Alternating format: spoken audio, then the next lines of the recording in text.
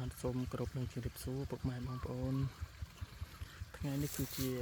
ថ្ងៃទី27ខែធ្នូឆ្នាំ2025ចឹងសភាពក្រូចរបស់ខ្ញុំនៅចំការក្រូចអូខ្ជាយគឺមានសភាពស្វិតហើយចឹងចាប់ផ្ដើមស្វិតចឹងគឺយើងចាប់ផ្ដើមរៀបចំដាក់ទឹកដើម្បីឲ្យវាចេញត្រួយនិងចេញផ្កា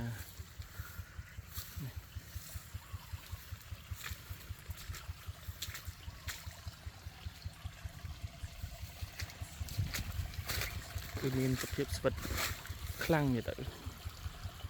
បើយើងទុកឲ្យដល់ស្វិតខ្លាំងជាងនឹងពេលយើងដាក់ទឹកហើយនឹងដាក់ជីទៅវាអាចនឹងចេញច្រើនខ្លាំងជ្រុលនឹងចឹងវាអាចខូចដល់ដើមចឹងយល់ល្អយើងអាចដាក់នៅក្នុងសភាពប៉ុណ្ណឹងគឺជាការល្អចឹងដើមយើងវាធន់នឹងជំងឺហើយមិនងាយងាប់ទេបងប្អូន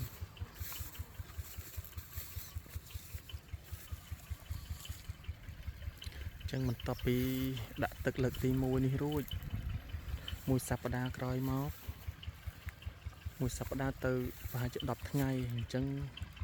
វានឹងចាប់ផ្ដើមចេញត្រួយចេញផ្កាអញ្ចឹងនៅពេលវាចេញត្រួយចេញផ្កាខ្ញុំនឹងថតបង្ហាញភាសាទៀតដើម្បីផ្ដល់នឹងផ្ទៃបទពិសោធន៍ខ្លះដែលខ្ញុំបានទទួលបានដែលធ្លាប់ទទួលបានពីការដាំក្រូចអូខ្ជាយបទពិសោធន៍តខ្លួនចឹងវេលាថ្ងៃនេះគឺខ្ញុំមិនមានអីច្រើនទេគឺចង់បង្ហាញពុកម៉ែបងប្អូនដែលចូលចិត្តទស្សនានៅក្នុង Channel របស់ខ្ញុំគឺមានតែប៉ុណ្្នឹងបាទសូមអរគុណ